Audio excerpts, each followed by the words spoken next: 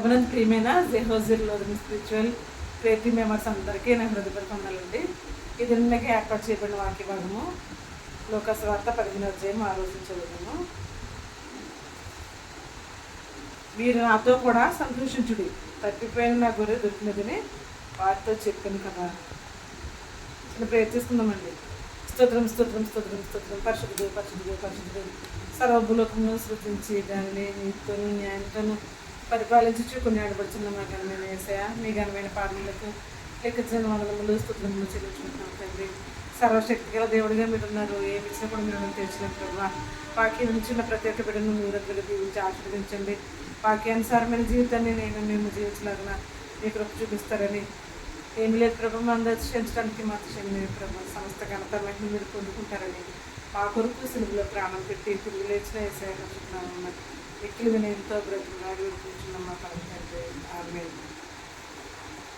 ప్రభునందు ప్రియమైన సభ్యుల సంతులుగా మరొకసారి హృదయపూర్వకంగా తెలియజేస్తానండి. ఇక్కడ యేసుక్రీస్తు ప్రభువు అనమాట. ఆయన అనేకమైన సూచక్రియలు మహత్కారాలు చేస్తూ ఆయన చక్కటి సువార్తలు అందరికీ ప్రకటిస్తూ ఉన్న సందర్భం అనమాట అండి. అయితే అక్కడ శాస్త్రులు పరిచయులు వీళ్ళందరూ కూడా ఆయన్ని చేస్తున్న బోధకు తర్వాత ఆయన చాలామంది సుంకరులతో పాపులతో కలిసి భోజనం చేయడం వాళ్ళు చూస్తున్నారు. చూసి ఏంటినా దేవుడి కుమారుడే ఉండి సుంకరులతోనూ పాపులతోనూ ఇలా సాంగత్యం చేస్తున్నాడు, వీళ్ళ దగ్గర కూర్చొని భోజనం చేస్తాడేంటి ఈయన అని వాళ్ళు సనుక్కుంటారు అనమాట. అయితే ప్రతిసారి కూడా ఆ విధంగానే వాళ్ళు చేస్తూ వచ్చారు. వాళ్ళకి అర్థమకు ఇదిగా ఆయన చెప్తున్నారు అన్నమాట ఉపమానం ఏంటంటే, ఆయన 99 మంది నీతిమంతులుగా మేము అనుకుంటున్నాము. అతను నీతిమంతులుగా అనుకుని వాళ్ళు మామూలుగా ఇంకా వాళ్ళకి రక్షణ అవసరం లేదన్నట్టుగా 99 మంది ఉన్నప్పుడు ఆ నీతిమంతులుగా మేము నీతిమంతులమని ఫుల్ కాన్ఫిడెన్స్తో ఉండి ఏమర్పాటుగా ఉన్న వాళ్ళందరినీ కూడా వాళ్ళు యేసుక్రీస్తు ప్రభువు ఏమంటారంటే, వీళ్ళ వల్ల నాకు సంతోషం లేదు, కానీ ఎవరైతే తప్పిపోయి రక్షింపబడతారో వాళ్ళ వల్ల నాకు సంతోషం కలుగుతుంది అని చెప్తున్నారు. అందుకే ఈ ఉపమానం చెప్పారంట. ఆయన తప్పిపోయిన గొర్రె, ఆ గొర్రె తప్పిపోయి ముళ్ళ పొదల్లోకి ఏమండి ఎక్కడో ఇరుకు మార్గంలోకి ఎన్నో కష్టాల్లోకి ఇబ్బందుల్లోకి చొచ్చుకొని పోయిందన్నమాట గొర్రె. అయితే యేసుక్రీస్తు ప్రభువు గారు ఆ గొర్రెని వేదకి రక్షించి ఆయన తన భుజంలో వేసుకుని ఆ గొర్రెని తీసుకొచ్చి తన స్నేహితులందరికీ చూపించారు. తన స్నేహితులందరికీ చూపించి, ఇదిగో నాతో పాటు మీరు అందరూ సంతోషించండి, తప్పిపోయిన గొర్రె దొరికింది అని ఆయన ఎంతగానో చెప్తున్నాను అనమాట. అంటే పరలోకంలో ఒక పాపి రక్షించిపోయి ఉండగా రక్షింపబడటం, ఒక పాపి మారు మనసు పొందితే పరలోకంలో వేవేల దేవదూతలు దేవుడు చాలా చక్కటి సంతోషాన్ని అక్కడ ఆస్వాదిస్తారనమాట అండి. ఎంతో సంతోషిస్తారని యేసుక్రీస్తు ప్రభువు ఇక్కడ చెప్తున్నారు. తండ్రి ఉన్నారా చూడండి, సృష్టి ఆరంభంలో ఏమండి దేవుడు ప్రతిదీ కూడా చేసి ఇది మంచిది అని చేశాడు. చేసినప్పుడు దేవుడు తను చేసిన సృష్టిని, తను చేసిన ప్రత్యేక సృష్టిని కూడా చూసి ఆయన చాలా సంతోషించాడు.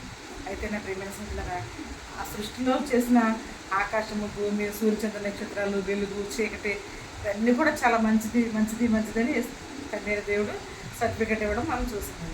అయితే ఇక్కడ ఆయన పోలితో తన స్వరూపమందు మనిషిని చేసుకున్నాడు. మనల్ని ఆయన చేసుకున్నాడు. ఎంతో ప్రత్యేకంగా చేసుకున్నాడు. ఎంతో ప్రేమతో చేసుకున్నాడు. ఆదాంకి మట్టి తీసి చేతితో ఆయన బొమ్మగా చేసి ఆయన జీవాత్మను దానిలో ఊదగా ఆ యొక్క ఆదాము మనిషిగా మారడం మనం చూస్తాం. అయితే నా ప్రియమైన సోదరులారా, ప్రతిదీ సృష్టిలో ఉన్న ప్రతిదీ మంచిదన్న తర్వాత ఆదామును కూడా దేవుడు ఏం చెప్పాడంటే, ఈ సృష్టి అంతా నీదే, నీవు ఈ సృష్టిని ఏలాలని చెప్పినప్పుడు ఆ సాటైన సహాయంగా వచ్చిన ఆత్మ మాట విని ఈ యొక్క ఆదాము పాపంలో పడిపోవడం మనం చూస్తున్నామండి. అయితే పాపంలో పడిపోయి దేవునికి వ్యతిరేకంగా, దేవునికి దూరంగా అయిపోవడం, దేవుని యొక్క శాపానికి గురవడం మనం చూస్తాం.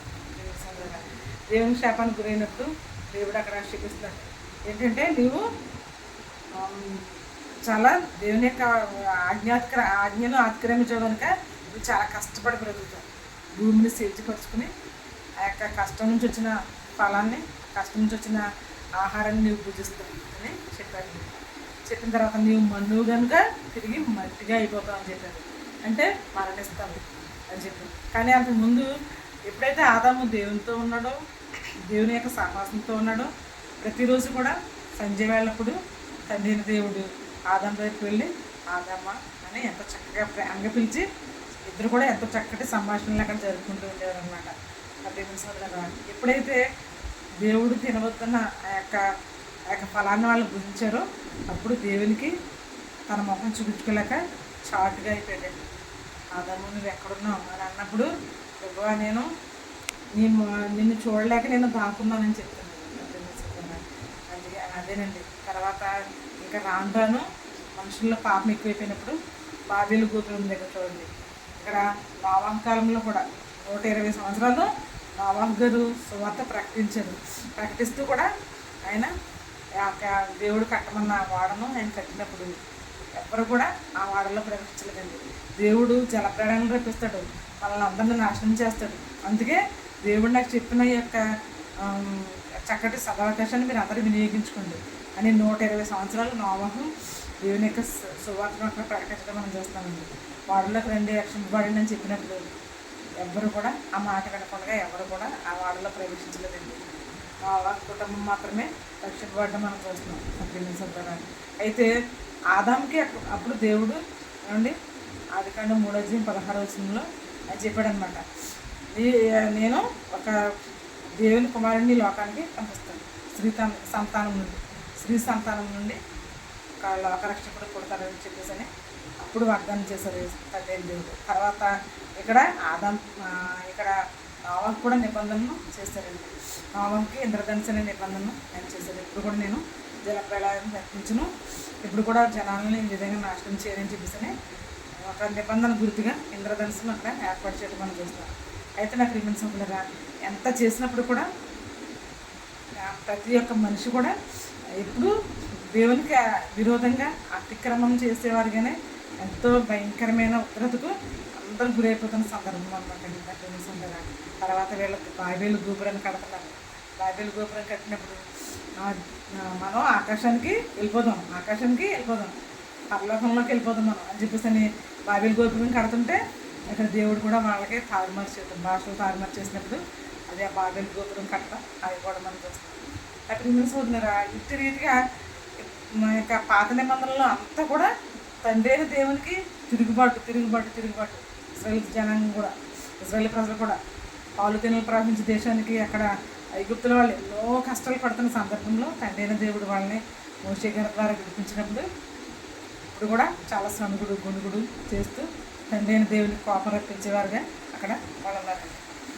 ఇంకా అన్ని చేసినా కూడా అందరూ ఈ విధంగా దారి తప్పిపోతున్న సందర్భంలో కనీసం జ్ఞాని అయిన సొలొమోను కూడా దేవుడిచ్చిన జ్ఞానాన్ని చక్కగా పరిపాలన కొరకు వినియోగించాడు, ఎంతో పేరు ప్రఖ్యాతులు గడించుకున్నాడు.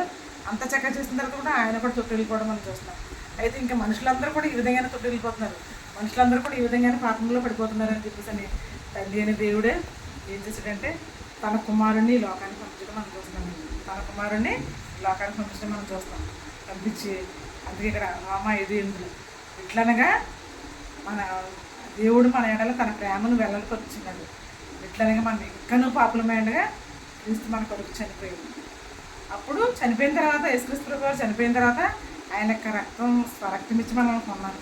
అందుకే ఇక్కడ చెప్తున్నారు అపోజిట్ పౌలు గారు ఏం చెప్తున్నాడంటే మనం ఉగ్రత నుండి, దేవుడు పంపించే ఉగ్రత నుండి ఆయన యొక్క ఆయన యేసుక్రీస్తు ప్రభువు గారు చిందించిన రక్తం ద్వారా మనం పాపక్షమాపణ అనేది మనకు కలిగింది.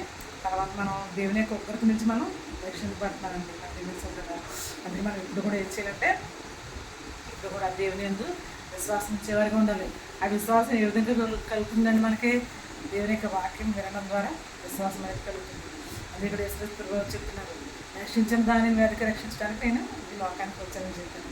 అందుకే 100 గొర్రెలు ఉన్నప్పుడు 99 గొర్రెలు కూడా రక్షణ లేకుండా పర్వాలేదు అన్నట్టుగా ఉన్నారు.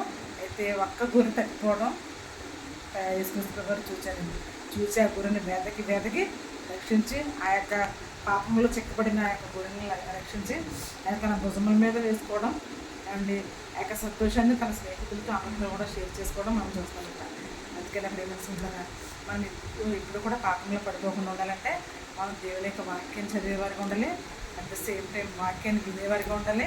ఏమండి ఇప్పుడు కూడా మన యొక్క పాప జీవితం గురించి మన పాపాలని తండ్రి అయిన దేవుడి దగ్గర, తండ్రి కుమార పరిశుద్ధాత్మ త్రియేక దేవుడి దగ్గర మనం కుమ్మరించి మన పాపాలను ఒప్పుకుని విడిచిపెట్టాలండి. అంటే విడిచిపెట్టినప్పుడు దేవుని యొక్క కృపకు మనం పాత్రలుగా ఉంటాం.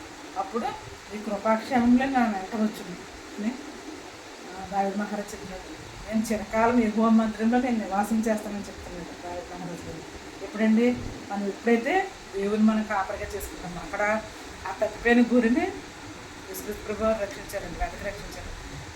అట్టి విధంగానే ఇక్కడ దావీదు మహారాజు గారు చెప్తున్నాను, దేవుడు నాకు యెహోవా నాకు కాపరి, నాకు లేమి కలుగు. ఏమండి, గాఢాంధకారపు లోయలో నేను సంచరించడానికి ఏ అపాయం నాకు భయపడదు, ఏమి నాకు తోడైంది అంటే నా ప్రియమైన సోదరులారా, తండ్రైన దేవుడు తన కుమారుని ద్వారా మనల్ని రక్షించి మన యొక్క పాపాలను క్షమించి తన కుమారులుగా కుమార్తెలుగా మనం స్వీకరించారండి. స్వీకరించినప్పుడు మనం ప్రభు యొక్క ఉగ్రత నుంచి మనం తప్పింపబడుతున్నాం ఈ రోజున నా ప్రియమైన సోదరులారా. అందుకే ఆ తప్పిపోయిన గొర్రె గురించి యేసుక్రీస్తు ప్రభువు వాళ్ళ అందరితో కూడా తప్పిపోయిన గొర్రె చూడండి ఇది అని ఆ యొక్క సంతోషాన్ని ఏ విధంగా అయితే షేర్ చేసుకున్నారో మనం కూడా మన యొక్క పాప జీవితాన్ని విడిచిపెట్టి దేవుని యొక్క సన్నిధిలో ప్రతి బుధవారం ప్రతి యొక్క ఆదివారం కూడా మనం ఎడతెగక దేవుని సన్నిధానానికి వస్తూ దేవుని యొక్క ఆశీర్వాదాలు పొందుకుంటూ మనం దేవుని యొక్క కృపను పొందుకునే భాగ్యాన్ని దేవుడు మనకి ఇవ్వాలని మనం ఆశిద్దామండి. నా దేవుని సంఖ్యలో తప్పకుండా మనం ఏం చేయాలంటే ఇక్కడ యేసుక్రీస్తు ప్రభువు ఒక్క పాపి రక్షించుకోవడం ఆయనకి ఇష్టం లేదు. ఒక పాపి రక్షింపటం పరలోకంలో వేవేల దేవదూతలు స్తుతిగానాలు చేస్తాయని తండ్రి దేవుడు తన కుమారుని బయట చెప్తున్నారండి. తన కుమారుని మన కొరకు బలిపశువులు ఈ లోకానికి అప్పగించారండి. అందుకే అంటే ఆయనకు శిలువ మరణ బలియాగాల గురించి మనం ఈ రోజున నీతిమంతులుగా మనం తీర్చబడ్డాం.